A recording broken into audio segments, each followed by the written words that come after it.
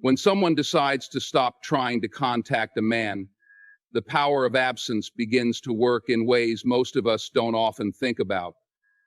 You see, as human beings, we're wired to notice what's missing. It's like walking into a room where a familiar picture has been taken off the wall. At first, you can't quite put your finger on what's changed, but then it hits you. The absence of that picture is louder than its presence ever was. That's the thing about silence. It doesn't whisper, it echoes. When someone pulls back their energy, their time, their effort, it creates a kind of vacuum. And in that space, something important happens: reflection. Now, reflection doesn't always come quickly. At first, a man might not even notice. He's busy, distracted, caught up in his routine. But as the days pass, as the messages don't come, as the calls don't light up his phone, it starts to sink in. That space, that quiet absence, becomes a mirror, and he's forced to look into it. And what does he see? That depends. Sometimes he sees the moments he took for granted, the times when he should have responded faster, listened more closely, or simply shown up. Other times, he sees his own indifference staring back at him, and that realization is uncomfortable. It's not easy to admit when you've let something valuable slip through your fingers. But absence makes that realization impossible to ignore. Now, here's where it gets interesting. A lot of men, good men, might not even realize how much they valued someone until that person isn't there anymore. It's not because they don't care, it's because they were comfortable. And comfort can be dangerous. Comfort lets you coast. Comfort tells you they'll always be there. But when someone stops trying, when they take a step back, it shakes that comfort. It reminds you that nobody owes you their presence, their energy, or their love. Those things have to be earned, nurtured, appreciated. And let me tell you something. A man who has even an ounce of self-awareness will start to ask himself some hard questions. Why did she stop reaching out? Was it something I did or didn't do? Was I too distracted to notice her effort? Did I make her feel seen, valued, appreciated? These are the kinds of questions that don't just lead to answers, they lead to growth. But growth only happens in the quiet. You can't hear these lessons when the noise of daily life drowns them out. That's why absence is so powerful. It creates a pause, a moment for someone to sit with themselves and face the truth they might have been avoiding. And you see, when a man is confronted with that truth, he has a choice. He can either wake up to what he's lost and decide to change, or he can let it go. But either way, that absence has done its job. It's brought clarity. Now, I'm not saying that every man will respond the same way. Some won't even notice. But let me tell you this, the ones who matter, they will. They'll feel that shift, that void, and it will weigh on them. They'll realize that effort isn't a one-way street, that relationships aren't built on one person, always reaching out, always giving, always trying. They'll learn that when someone stops contacting you, it's not always an act of rejection. It's an invitation to step up, to meet them halfway, to show that you care. And here's the most important part. When you stop trying to contact someone, it's not just about what they'll do or how they'll respond. It's about you too. It's about reclaiming your energy, your time, your peace. It's about recognizing that your worth doesn't depend on how much you chase someone else. Sometimes the most powerful thing you can do is step back and let your absence speak for you. So what you do is let your absence speak for you. Because let me tell you, absence speaks louder than words ever could. It's not about playing games or being manipulative. It's about respecting yourself enough to know when you've done enough, given enough, tried enough. It's about saying, I deserve to be met with the same energy I give. And if that doesn't happen, well, you walk away with your head held high, knowing you stayed true to yourself. So what happens when you stop trying to contact him? The answer is simple. He's left with himself, his thoughts, and the echo of your absence. And whether he realizes it immediately or it takes time, one thing is certain, he will realize it. Because when someone valuable steps away, it leaves a mark. A man who cares will feel it, and he'll have to decide whether to step forward or let that absence become permanent. Sometimes the most powerful thing you can do is step back, and let the silence do the talking. When you stop trying to contact a man, something very particular happens. At first, there's this undeniable jolt to his ego, a little sting that says, wait a minute, what's going on here? You see, for most men, whether they admit it or not, there's an expectation, sometimes subtle, sometimes not, that someone is always going to be there, always reaching out, always making the effort. That expectation becomes a comfort zone, and when you step out of it, his ego takes notice. Now let's talk about that ego. A man's ego is a fragile thing, though it likes to present itself as rock Cyrus. It's built on the idea of being in control, of knowing where he stands, when the calls and messages stop, when your presence isn't guaranteed anymore. That control starts to slip. And let me tell you, the first reaction to that isn't always reflection or understanding. It's pride. That pride will say, I'm not going to be the one to reach out. I'm not going to be the one to chase. Pride gets loud, real loud, drowning out everything else. But here's the thing. Pride and ego are just walls, and walls don't feel, don't think, don't learn. They just stand there, blocking out what's real. And what's real, what's underneath all of that pride, is often a deeper, more complicated mix of emotions. Frustration, confusion, even regret. They're all sitting there, waiting to surface. But to get to that place, a man has to put his pride aside, and that's not easy. You see, pride likes to hold on. It whispers things like, she'll come back. She's just testing me. I don't need to do anything. But when the silence continues, when the days stretch into weeks, pride starts to lose its grip.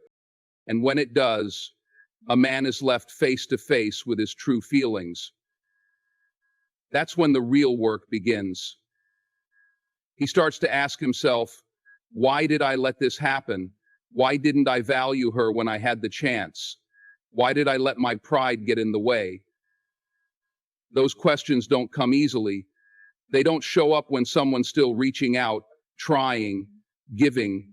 They only arrive in the quiet, in that space where there's nothing left to distract him from the truth. Now, not every man will get to this point. Some will cling to their pride like it's a lifeboat in the middle of a storm. They'll tell themselves they're better off without you, that it's your loss, not theirs. And that's fine, because those aren't the men you want anyway. The ones who matter, the ones who care, will wrestle with their pride. They'll take a hard look at themselves and ask the tough questions. Answer. There's a line that goes like this: my real best friends can't be messy, and if they're honest, they'll see that their ego, their need to feel in control, was never worth losing someone who truly cared about them. But here's the beauty of stepping back, of letting go. It forces clarity, not just for him, but for you. When you stop trying to contact someone, you're not just challenging his pride, you're honoring your own self-worth. You're saying, I am not going to beg for attention, for effort, for love. I know what I bring to the table, and if you can't meet me there, that's on you, not me.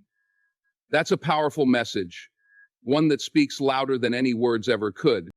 A man who's paying attention, who's willing to look beyond his ego, will hear that message. He'll feel it. And if he truly values what you brought into his life, he'll have to make a choice.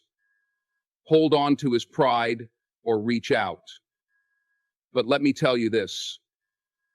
It's not about whether he does or doesn't. It's about the fact that you've set a standard.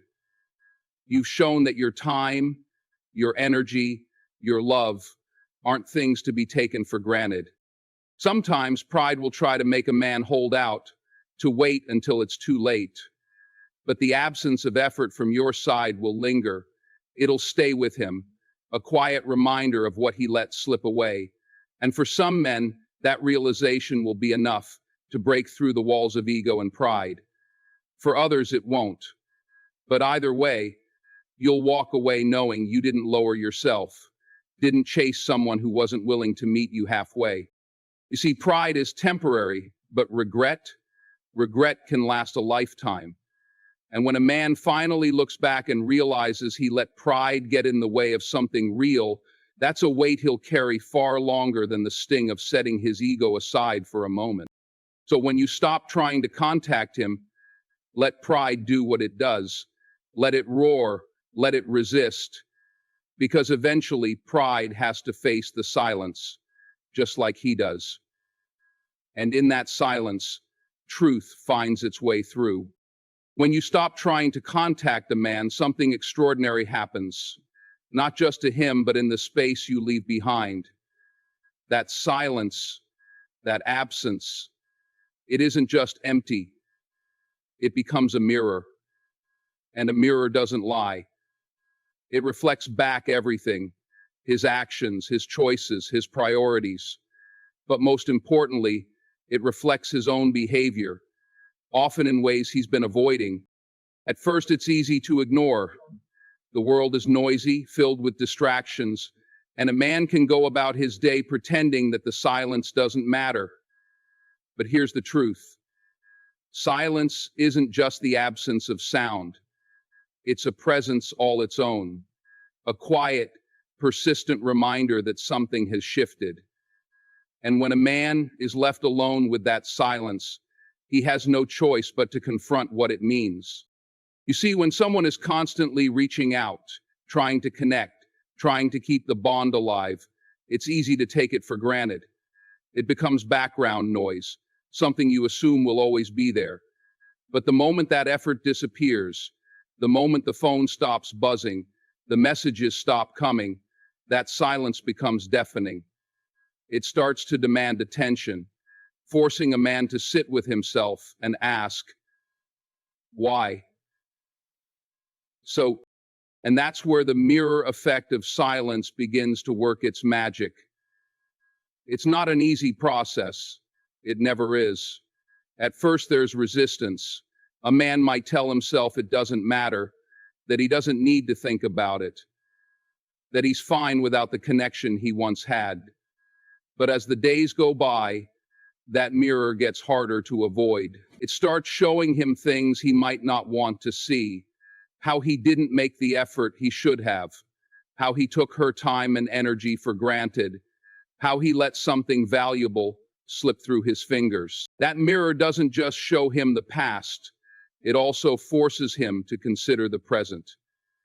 He starts to feel the absence in a way that can't be ignored. It's not just about missing a text or a call. It's about missing the energy, the care, the presence that person brought into his life. And in that quiet reflection, he begins to understand just how much that presence meant. But let's not sugarcoat it. This process isn't instant. For some men, it takes time. They might try to fill the silence with distractions, with other people, with work, with anything that keeps them from looking into that mirror. But here's the thing about silence. It doesn't go away.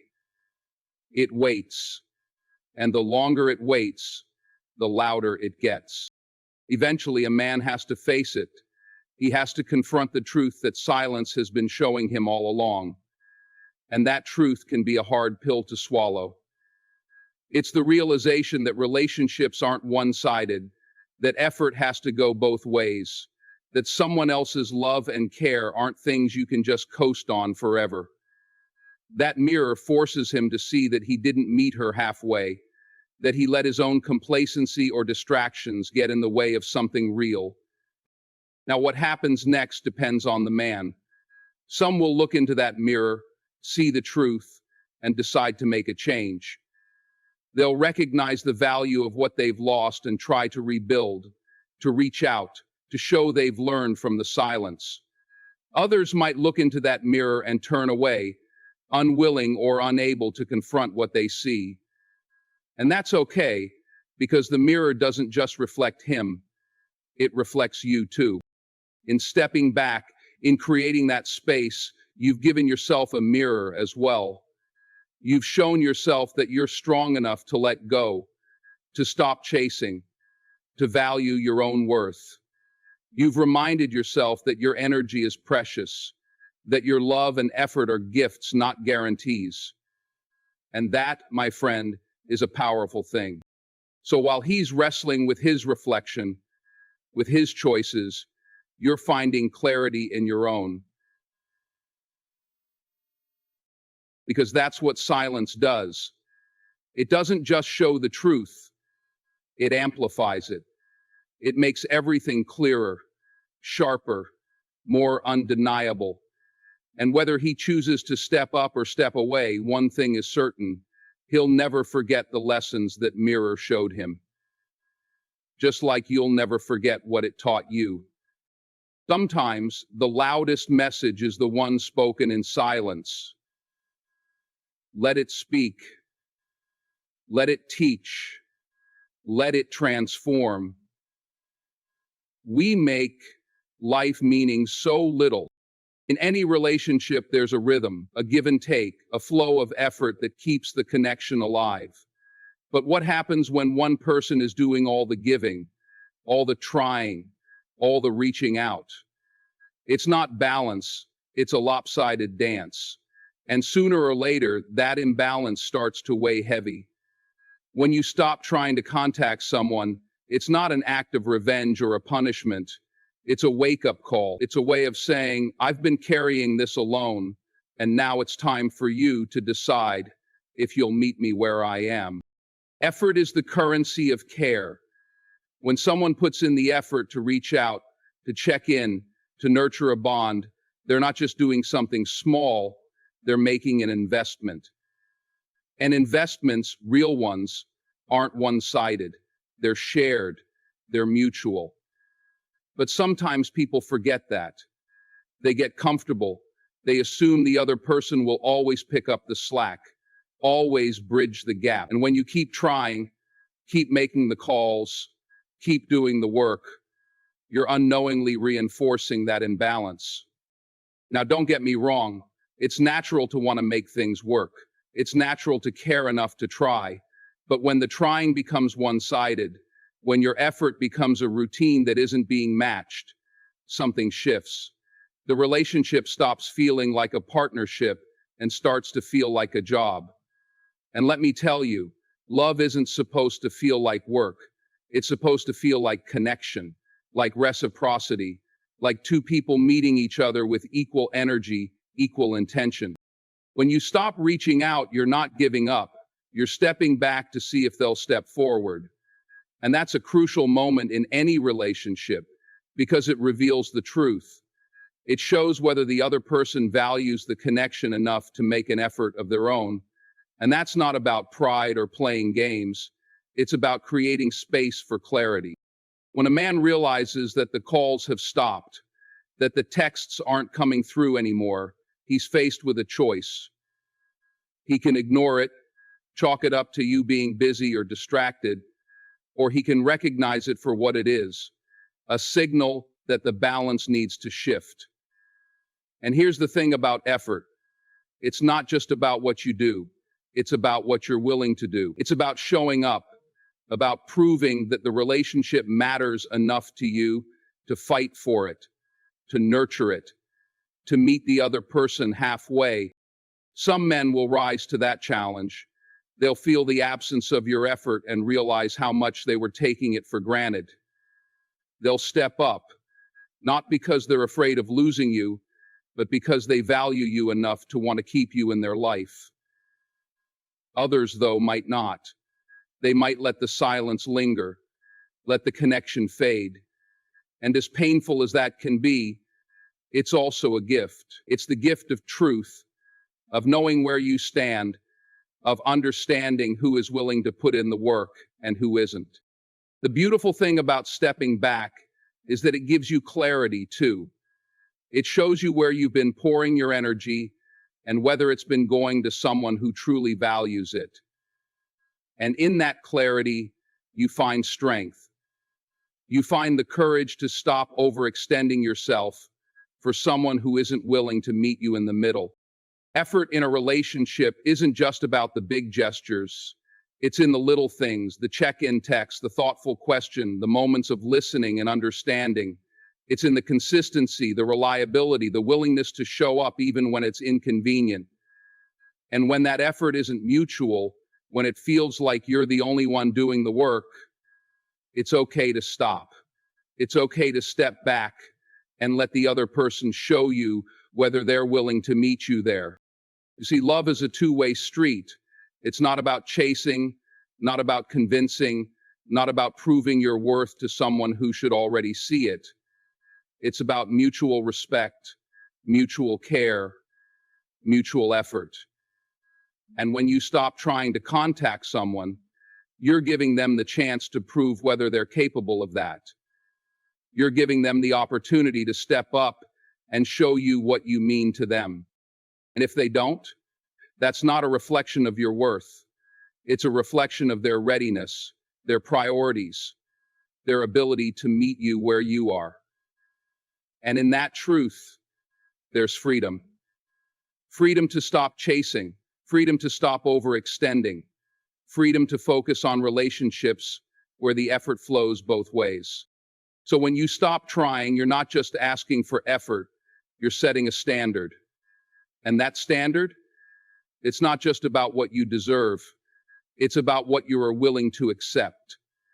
Because real love, real connection is built on effort that's shared, not one-sided. Sometimes, the most powerful move you can make is to step back and let the balance speak for itself. When you stop trying to contact a man, something profound begins to unfold, not just for him, but for you as well. You might feel like you're stepping into uncertainty, like you're leaving something unresolved, but in truth, what you're doing is reclaiming your peace. You're making a decision to prioritize yourself, to honor your time, your energy, and your boundaries. And that decision, that's not just a small step, it's a powerful act of self-respect. For too long, we've been taught that persistence is the only way to show we care. That if we just try harder, love harder, push harder, we can make someone see our worth. But here's the reality. Your worth isn't something you need to convince anyone of. It's not something that depends on how many times you reach out, how much effort you put in, or how much you sacrifice. Your worth is constant, unshakable, and it doesn't diminish just because someone else fails to recognize it. When you stop trying to contact someone who isn't reciprocating, you're not giving up, you're not throwing in the towel or admitting defeat. What you're doing is creating space. Space for them to step up, yes, but more importantly, space for you to breathe, to heal, to reflect. And in that space, something incredible happens. You start to remember who you are outside of that dynamic. You start to see the strength, the resilience, the beauty that's always been there, even when it felt like you were being overlooked or undervalued. Stepping back isn't easy, let's be honest about that.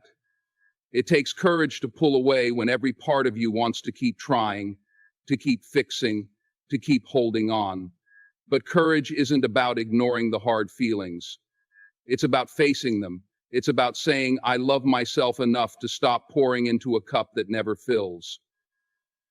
And that kind of self-love, that's the foundation of every healthy relationship, every meaningful connection. When you stop chasing, you allow yourself to realign with your own needs and desires.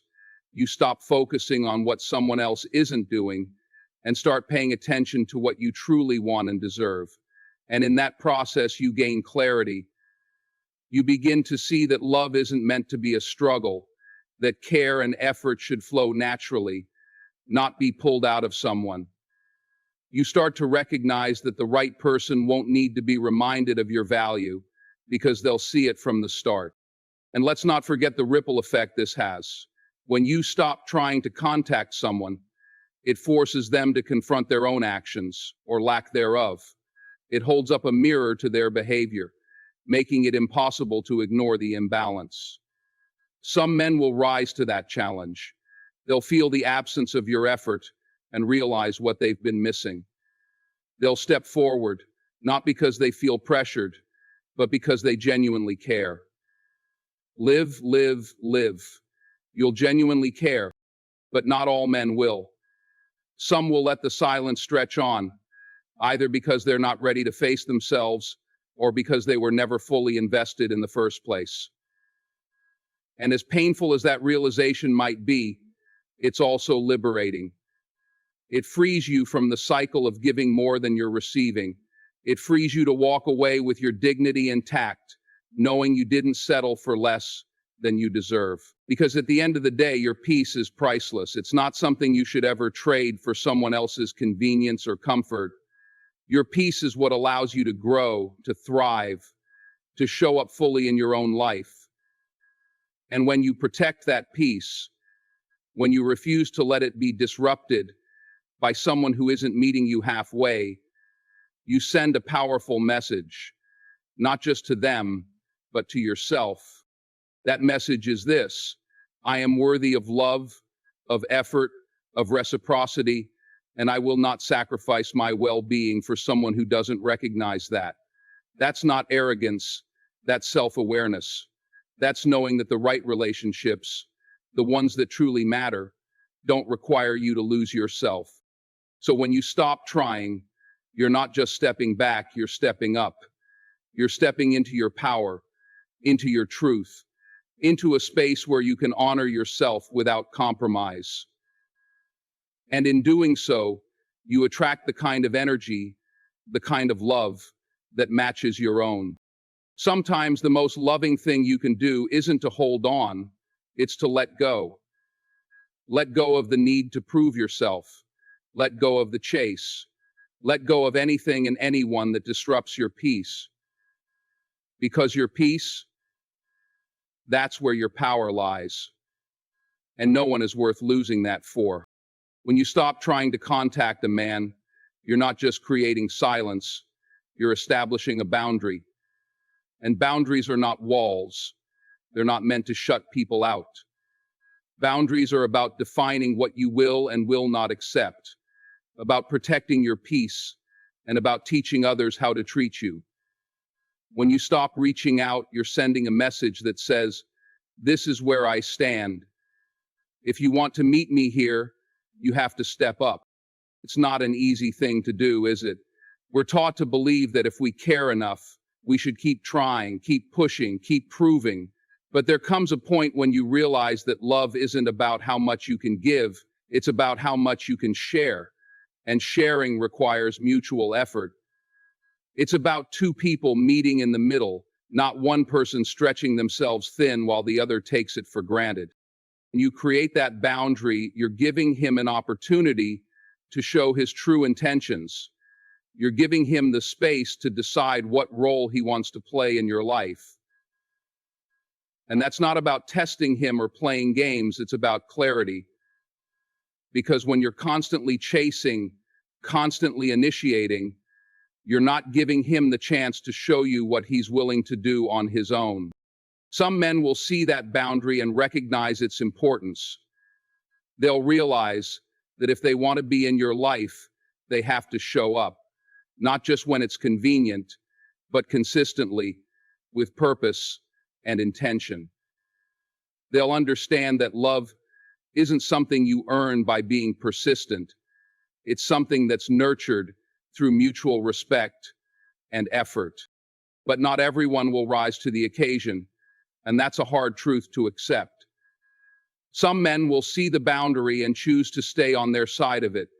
They won't cross it, not because they can't, but because they won't. And that decision, while painful to witness, is also liberating. It frees you from the uncertainty, from the endless questions about where you stand. It gives you the clarity to move forward, knowing that you've done your part and the rest is up to him. You see, boundaries aren't just about what you expect from others. They're about what you demand from yourself. When you stop trying to contact someone who isn't putting in the effort, you're honoring your own worth. You're reminding yourself that your energy is valuable, that your time is precious, and that your heart deserves to be met with care, not indifference. This is where your power lies, not in the effort you make to keep someone in your life, but in the strength you show when you step back and let them choose whether to be there. And that choice, that act of stepping back, isn't weakness, it's wisdom. It's understanding that relationships aren't meant to be forced, that love isn't something you have to fight to keep. When you create space, you also create an opportunity for self-reflection, for him and for yourself. You give him the chance to evaluate what he truly wants and what he's willing to do to have it. And for you, you gain the clarity to see things as they are, not as you wish them to be. You stop holding on to potential and start recognizing reality. And that reality? It's where your growth begins. It's where you learn to prioritize yourself without guilt, where you learn that stepping back isn't selfish, it's necessary. It's where you discover that you don't have to settle for half-hearted effort or one-sided love, because the right person won't need you to remind them of your worth. They'll see it, and they'll act accordingly. So when you stop trying, you're not giving up, you're leveling up. You're choosing to surround yourself with relationships that uplift you, that pour into you as much as you pour into them. You're setting a standard, not just for how others treat you, but for how you treat yourself. And if he doesn't step up, that's not your loss, it's his. Because someone who can't see the value in you, someone who won't put in the effort to keep you, isn't someone who's meant to walk this journey with you. Sometimes the most loving thing you can do for yourself is to let go of what isn't serving you, to step back from what isn't reciprocating, and to trust that what's meant for you will always meet you where you are. Letting go isn't the end of your story, it's the beginning of a new chapter, one where your peace, your happiness, and your worth take center stage. And that's where you truly shine.